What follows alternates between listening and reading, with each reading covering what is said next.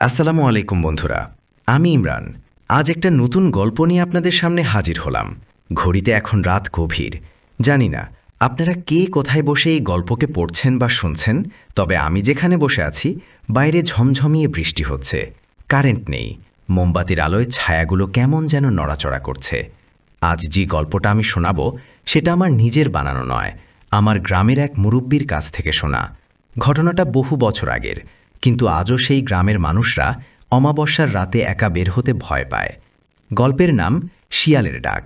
লেখক ইমরান। তাহলে আর দেরি কেন, আলোটা একটু কমিয়ে দিন, আর যদি সাহস থাকে তবে আমার সাথে প্রবেশ করুন সেই অভিশপ্ত রাতে। গ্রামের নাম রসুলপুর। একদম নিঝুম প্রত্যন্ত এক গ্রাম। গ্রামের তিন পাশ দিয়ে বয়ে গেছে মরা নদী, আর এক পাশে বিশাল বাঁশঝাড় আর পুরনো গোরস্থান। গ্রামের মানুষগুলো সহজ সরল। এশার আজানের পর খুব একটা কেউ বাইরে থাকে না। বিশেষ করে শীতের রাতে তো গ্রাম একদম মৃতপুরী হয়ে যায়। গল্পের প্রধান চরিত্র রাশেদ। বয়সে তরুণ, গায়ে গতরে বেশ শক্তিশালী। রাশেদ শহরে চাকরি করে, কিন্তু সেদিন ছিল বৃহস্পতিবার, তাই সপ্তাহের ছুটিতে সে বাড়ি ফিরছিল। বাস থেকে নামতে নামতে রাত প্রায় 11টা বেজে গেল। বাসস্ট্যান্ড থেকে গ্রাম প্রায় 3 মাইলের রাস্তা। অন্য সময় হলে ভ্যান বা রিক্সা পাওয়া যেত, কিন্তু আজ কনকনে শীত আর ঘন কুয়াশার কারণে রাস্তা একদম ফাঁকা। রাশেদ জ্যাকেটের চেইনটা গলা পর্যন্ত তুলে হাঁটা শুরু করল। তার সাথে শুধু একটা ছোট টর্চলাইট আর কাঁধে ঝোলানো ব্যাগ। গ্রামের মেঠো পথ ধরে হাঁটছে সে। চারপাশটা ঘুটঘুটে অন্ধকার। কুয়াশা এত ঘন যে টর্চের আলোও যেন 2-3 হাতের বেশি যেতে পারছে না। হাঁটতে হাঁটতে রাশেদ গ্রামের শেষ মাথায় চলে এলো, যেখানে মুন্সিবাড়ির পুরনো ধ্বংসস্তূপ, আর তার ঠিক পাশেই সেই কুখ্যাত বাঁশঝাড়। গ্রামের লোকেরা বলে এই বাঁশঝাড়ের উপর নাকি খারাপ বাতাস আছে। রাশেদ অবশ্য ওসব বিশ্বাস করে না। সে বিড়বিড় করে কিছু একটা গাইতে গাইতে এগিয়ে যাচ্ছিল। হঠাৎ ঝোপের আড়াল থেকে একটা খসখস শব্দ হলো। রাশেদ থমকে দাঁড়ালো। টর্চটা ঘুরিয়ে ধরল বাঁশঝাড়ের দিকে। কে ওখানে? রাশেদ ধমকের সুরে বলল। কোনো উত্তর নেই, শুধু বাতাসের শোঁস শব্দ আর বাঁশপাতার শিরশিরানি। রাশেদ ভাবল হয়তো কোনো কুকুর বা শিয়াল হবে। সে আবার হাঁটতে শুরু করল, কিন্তু খানিকটা যাওয়ার পরই সেই শব্দটা আবার কানে এলো। তবে এবার আর খসখস শব্দ নয়, এবার শোনা গেল একটা অদ্ভুত ডাক। হুক্কা হুয়া আ আ। শিয়ালের ডাক, কিন্তু ডাকটা কেমন যেন অন্যরকম। সাধারণ শিয়ালের ডাকের মতো শুরুতে চিকন আর শেষে মোটা নয়, বরং ডাকটার মধ্যে যেন একটা মানুষের কান্নার সুর মিশে আছে। মনে হচ্ছে কেউ প্রচণ্ড কষ্টে গোঙাচ্ছে, আর তার ফাঁকে ফাঁকে শিয়ালের মতো ডাকছে। রাশেদের বুকের ভেতরটা ছত করে উঠল। সে ছোটবেলা থেকে গ্রামে বড় হয়েছে। শিয়ালের ডাক তার চেনা, কিন্তু এমন ডাক সে বাপের জন্মে শোনেনি। সে দ্রুত পায়ে হাঁটতে লাগল। তার মনে হলো কেউ যেন তার পিছু নিয়েছে। পায়ের আওয়াজ পাওয়া যাচ্ছে, ছপ ছপ ছপ, ঠিক যেন খালি পায়ে কেউ ভেজা মাটির উপর দিয়ে হাঁটছে। রাশেদ সাহস করে পেছনে তাকালো।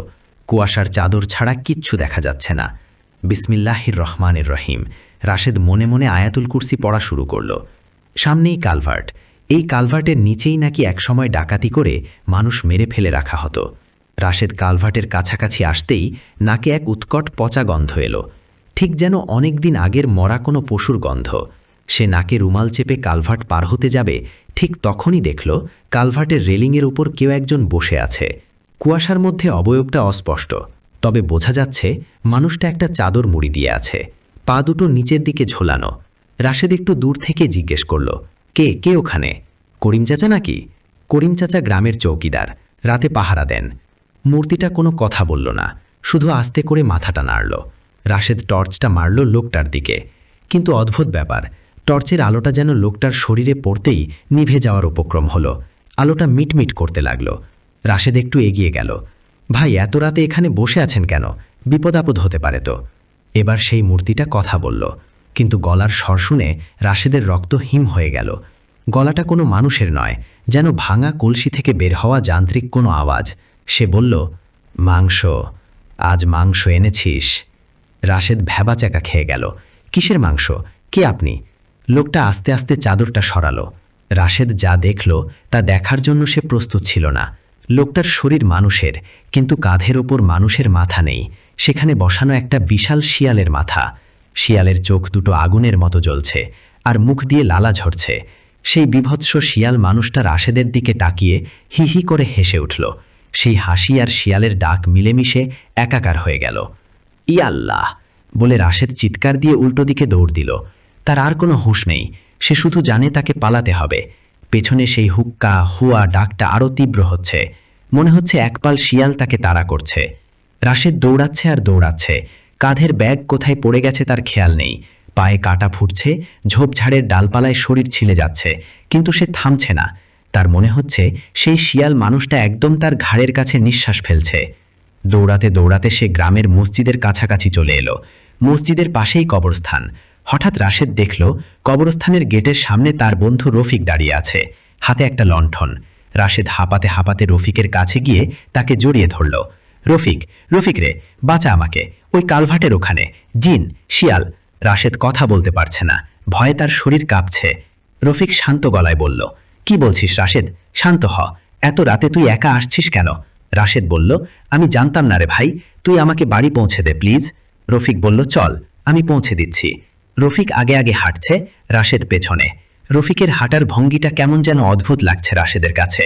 রফিক একটু খড়িয়ে হাঁটছে, আর তার শরীর থেকে সেই একই পচা গন্ধটা আসছে যেটা কালভার্টের ওখানে পাওয়া যাচ্ছিল। রাশেদের সন্দেহ হলো, সে ডাক দিল, রফিক। রফিক কোনো উত্তর দিল না, শুধু হাঁটতে থাকলো। রাশেদ নিচের দিকে তাকালো। লণ্ঠনের আলোয় রফিকের পা রাখা যাচ্ছে। রাশেদের পা অবশ হয়ে এলো। রফিকের পা উল্টো, গোড়ালি সামনের দিকে আর আঙুলগুলো পেছনের দিকে। ঠিক সেই মুহূর্তেই দূরের মসজিদ থেকে ফজরের আজানের সুর ভেসে এলো, আসসালাতু খাইরুম মিনান নাউম। আজানের শব্দ কানে কানেই সামনের রফিক নামের সত্তাটা বিকট এক চিৎকার দিয়ে উঠল। সেই চিৎকার মানুষের নয়, সেই পরিচিত শিয়ালের চিৎকার। মুহূর্তের মধ্যে রফিক ধোঁয়া হয়ে বাতাসে মিলিয়ে গেল, আর সেই জায়গায় একটা কালো রঙের শিয়াল দৌড়ে কবরস্থানের জঙ্গলের দিকে পালিয়ে গেল। রাশেদ সেখানেই জ্ঞান হারালো। পরদিন সকালে গ্রামের লোকেরা রাশেদকে কবরস্থানের পাশে অজ্ঞান অবস্থায় খুঁজে পায়। তার গায়ে ছিল প্রচণ্ড জ্বর। 3 দিন 3 রাত সে জ্বরের ঘোরে শুধু শিয়াল শিয়াল বলে প্রলাপ বকেছিল। গ্রামের ইমাম সাহেব এসে তাকে ঝাড়ফুঁক করেন। রাশেদ সুস্থ হয়েছিল বটে, কিন্তু সে আর কোনোদিন সেই আগের রাশেদ হতে পারেনি। সন্ধে হলেই সে ঘরের দরজা জানলা বন্ধ করে দেয়। আর আজও অমাবস্যার রাতে যখন গ্রামের ওই বাঁশঝাড়ের দিক থেকে শিয়ালের ডাক ভেসে আসে, রাশেদ কানে হাত দিয়ে ঘরের কোণে বসে থরথর করে কাঁপতে থাকে।